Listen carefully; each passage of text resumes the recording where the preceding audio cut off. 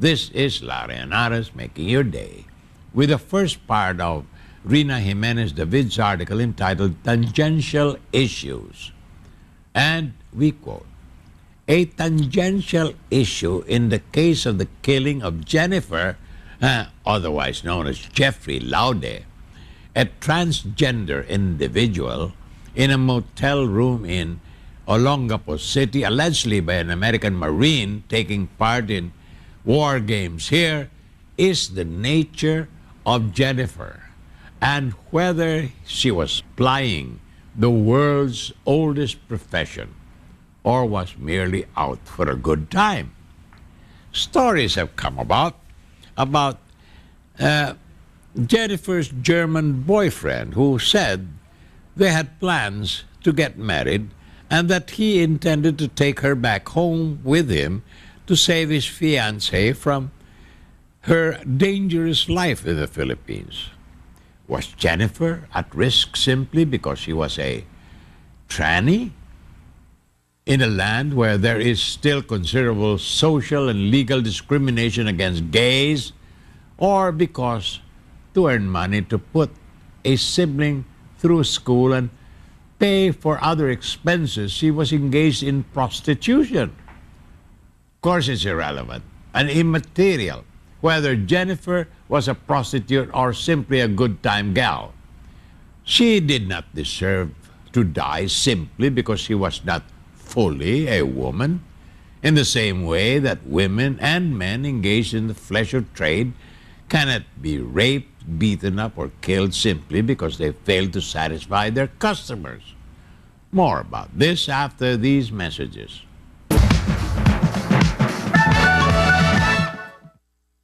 This is Larry Anaras making your day with the first part of Rina Jimenez David's article entitled Tangential Issues. And we continue to quote, "But Jennifer, being a transgender, has trained the light as well on the realities of life for those whose sexuality and sexual orientation lie beyond the pale. Certainly, appalling are comments that Filipinos are raising too much fuss about Jennifer's killing, as if the death of a transgender person deserves less outrage and pain than the murder of a normal woman or man, or that a prostitute's life is not worth grieving or agonizing over, as if human rights apply only to those living righteous lives. But we are not alone in trying to straighten out the kinks and tangles of Jennifer's killing.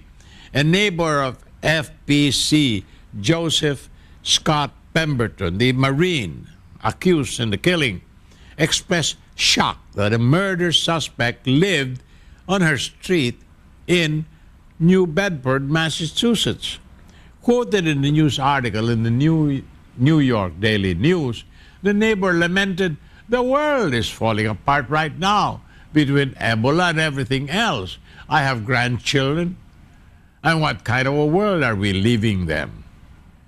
Well, hopefully a world where people would not assume that pretending to be a woman when one is still bore the physical characteristics of a man was a crime in itself.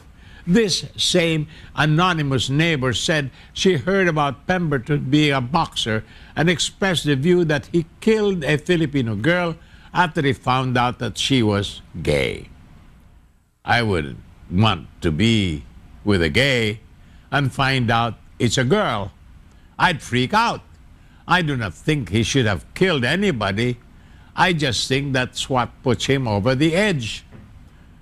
Shall we count that as an extenuating circumstance?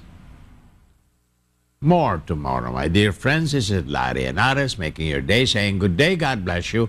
Thank you very much for being with us. Till next time, hasta la bye-bye.